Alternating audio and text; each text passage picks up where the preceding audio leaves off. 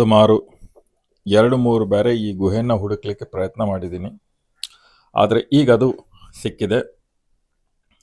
ಮಲ್ಲಾಪುರ್ ಗುಹೆ ಇದೆ. ಇದರ ಇನ್ನೊಂದು ದಾರಿ, ಆದರೆ ನಾನು ನಿಮಗೆ ಮುಂದಿನ ದಾರಿ ಕೊನೆಗೆ ತೋರಿಸ್ತೀನಿ. ಇದೇ ಗುಹೆ ಅದು. ಈ ಗುಹೆಯಲ್ಲಿ ನಮಗೆ ಒಬ್ಬ ಮನುಷ್ಯ ಆರಾಮಾಗಿ ನಿಂತ್ಕೊಂಡು ಮುಂದ್ಗಡೆ ಒಳಗಡೆ ಹೋಗಲಿಕ್ಕೆ ಅಷ್ಟು ಎತ್ತರವಾಗಿದೆ. ಇದೇ ಚಿತ್ರಗಳು. 2 ಬಂಡೆಗಳಿದ್ದಾವೆ, ವಿಶಾಲವಾಗಿರೋ ದೊಡ್ಡ ಗುಂಡುಗಳು. ಆ ಒಂದು ಗುಂಡಿನ ಕೆಳಗಡೆ ಈ ಚಿತ್ರಗಳನ್ನು ಬರ್ತಿದ್ದಾರೆ. ಇಲ್ಲಿ ಸುಮಾರು 5-10 ಸಾವಿರ 20 ಸಾವಿರ ಎಷ್ಟೋ ಸಾವಿರ ವರ್ಷಗಳ ಹಿಂದೆ ಪ್ರಾಚೀನ ಕಾಲದ ಮಾನವರು ಇದನ್ನು ಇಲ್ಲಿ ಬರೆದಿದ್ದಾರೆ. ಈ ಚಿತ್ರಗಳಲ್ಲಿ ಮುಖ್ಯವಾಗಿ ನಿಮಗೆ ಕಾಣುತ್ತೆ, ಅದು ಇದೆ ನೋಡಿ. ಮನುಷ್ಯ, ವರಾಹ ಹಾಗೂ ನಂದಿ, ಆಮೇಲೆ ಈ ರೀತಿ ಕೆಲವು ರೇಖಾಚಿತ್ರಗಳು. ಇದು ನೋಡಿ, ಮನುಷ್ಯ ಏನು ಮಾಡ್ತಾ ಇದ್ದಾನೆ ಅನ್ನೋ ಒಂದು ಅಂದಾಜು ನಮಗೆ ಗೊತ್ತಾಗಲ್ಲ. ಇದೇ ವರಾಹ. ಆಮೇಲೆ ಕೊನೆಗೆ ನಿಮಗೆ ಒಂದು ವಿಶಾಲವಾಗಿರೋ ದೊಡ್ಡ ಗೂಳಿ ನಂದಿ ಚಿತ್ರ ಕೂಡ ಇದೆ ಇಲ್ಲಿ.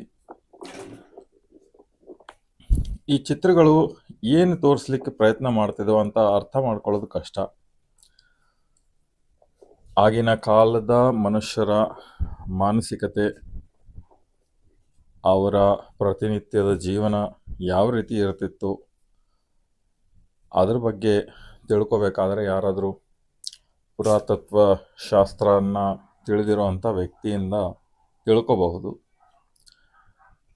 ಇಲ್ಲಿ ಈ ಗುಹೆ ಪೂರ್ತಿ ಶಾಂತವಾಗಿರುವಂಥದ್ದು.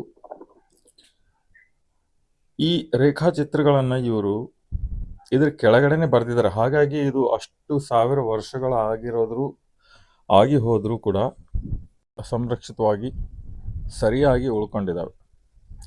ಈ ಕಾರಣ ಇದ್ರ ಕೆಳಗಡೆ ಇಲ್ಲಿ ನೀರು ಬರೋದಿಲ್ಲ. ನೀರು ಬರೋದ್ರಿಂದ ಕೆಲವು ಕಡೆ ನೋಡಿದ್ದೀನಿ ನಾನು, ಈ ಚಿತ್ರಗಳೆಲ್ಲ ಅಳಸಿ ಹೋಗಿದ್ದಾವೆ.